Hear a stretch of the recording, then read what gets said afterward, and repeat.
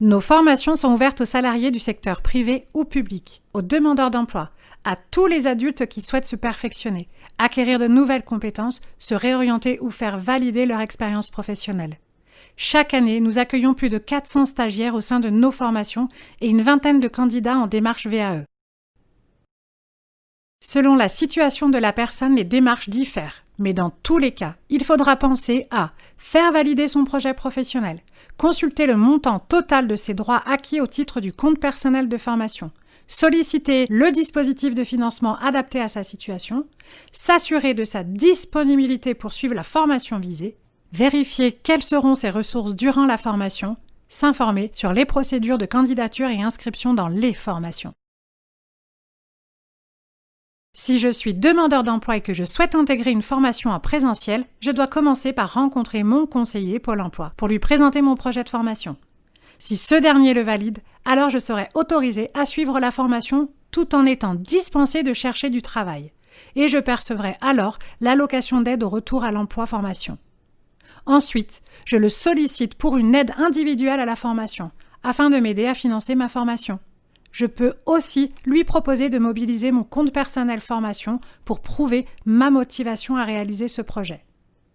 S'il me donne son accord, je dois alors contacter le service formation continue de l'IUT2 pour obtenir un devis AIF et les informations utiles pour mon inscription administrative.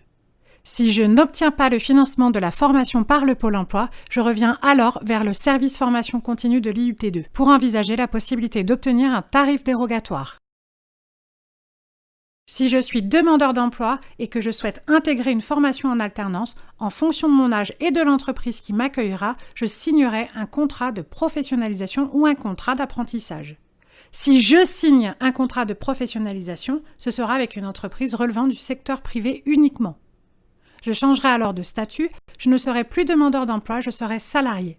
Je percevrai une rémunération en fonction de mon âge et de mon niveau de formation initiale, et je bénéficierai de la gratuité de la formation, car c'est mon employeur qui financera la formation via son opérateur de compétences. Si j'ai 26 ans et plus, mon employeur bénéficiera d'une aide forfaitaire plafonnée à 2 000 € versée par le Pôle emploi. Et si j'ai 45 ans et plus, mon employeur percevra une aide à l'embauche de 2 000 € versée par l'État, cumulable avec l'aide forfaitaire du Pôle emploi. Si j'ai moins de 30 ans, je peux signer un contrat d'apprentissage avec une entreprise relevant du secteur privé ou une structure publique ou associative. Je changerai aussi de statut. Je ne serai plus demandeur d'emploi, je serai apprenti et bénéficiaire des mêmes droits que les salariés de l'entreprise. Je percevrai une rémunération en fonction de mon âge et de l'année d'exécution de mon contrat, et mes revenus ne seront pas soumis à l'impôt sur le revenu dans la limite du SMIC. Je bénéficierai de la gratuité de la formation, mais je devrai m'acquitter des frais pour la CVEC, contribution à la vie étudiante des campus, auprès du CROUS, environ 92 €. Si je suis salarié du secteur privé et que j'envisage de suivre une formation pour changer de métier ou de profession, je peux solliciter le dispositif Compte personnel de formation projet de transition professionnelle. Cette démarche est individuelle, mais si la formation a lieu pendant le temps de travail, alors je dois demander une autorisation d'absence à mon employeur.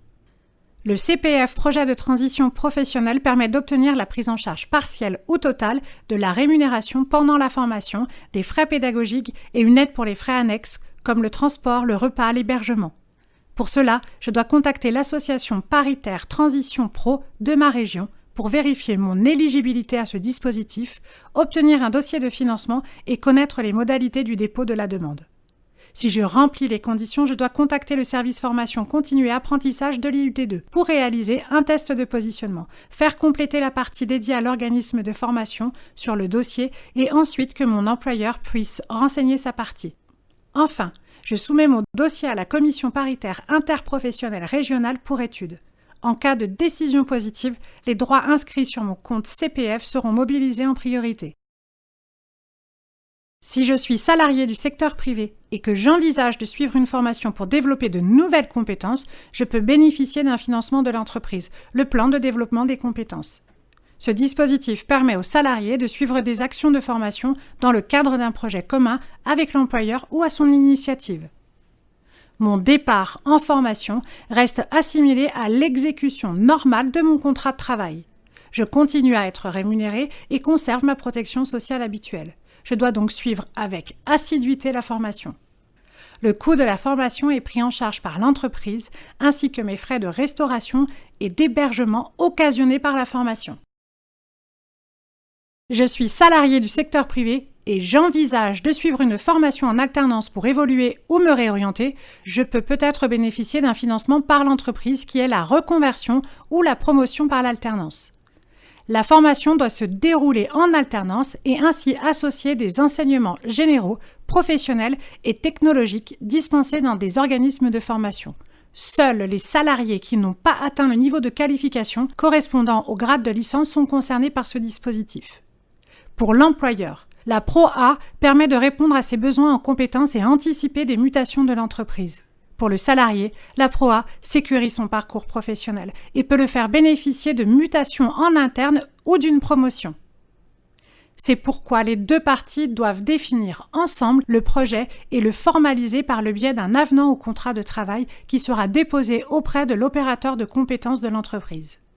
En cas de réussite de la formation, conformément à ce qui aura été défini dans l'avenant, le salarié se reconvertira ou sera promu. Lorsque la formation est effectuée pendant le temps de travail, la rémunération est maintenue et le salarié bénéficie de la législation de la sécurité sociale relative à la protection en matière d'accidents du travail et de maladies professionnelles. La formation sera financée par l'OPCO selon le montant forfaitaire fixé par les branches ou à défaut par décret. Ce financement peut aussi couvrir les frais de transport et d'hébergement. Je suis fonctionnaire et j'envisage de suivre une formation pour acquérir de nouvelles compétences ou pour préparer un projet d'évolution professionnelle dans le cadre d'une mobilité, une promotion ou encore une reconversion. Sous certaines conditions, je peux demander un congé de formation professionnelle. Pour cela, je dois formuler ma demande auprès de mon administration en tenant compte des délais imposés. Si ma demande est acceptée, je pourrai suivre la formation et je percevrai une indemnité mensuelle forfaitaire égale à 85% du traitement brut dans la limite de 12 mois. Selon la structure à laquelle je suis rattachée, je pourrai prétendre à une aide pour financer ma formation. À défaut, je devrais financer personnellement ma formation, mais dans tous les cas, je peux demander à mobiliser mon compte personnel de formation. Je dispose d'une deuxième solution, celle de demander une disponibilité pour suivre des études. Là aussi, je devrais me rapprocher de mon administration pour connaître les démarches à effectuer. Attention, dans le cadre de la disponibilité, je ne serai plus rémunérée et je devrais financer personnellement ma formation. Vous avez pris connaissance des différentes possibilités de financement selon les situations. Reprendre ces études représente une vraie opportunité et pour cette raison, il est important de faire le bon choix. Aussi, vous devrez prendre le temps de vérifier que votre projet professionnel est bien défini et que la formation qui vous permettra d'atteindre votre objectif est bien celle que vous avez choisie. Alors, pour conforter votre projet et bénéficier d'un accompagnement personnalisé, nous vous invitons à prendre rendez-vous avec le Centre de compétences et des métiers de l'IUT2. Et lorsque vous aurez trouvé la formation qui vous convient, n'oubliez pas de candidater. Retrouvez toutes les informations utiles sur le site web de l'IUT2, rubrique Formation tout au long de la vie, ou sur le site officiel du ministère du Travail dédié à la formation professionnelle. Vous l'avez compris, le service formation continue et apprentissage de l'IUT2 est votre interlocuteur privilégié. N'hésitez pas à revenir vers nous, mais dès maintenant, nous sommes prêts à répondre à vos questions.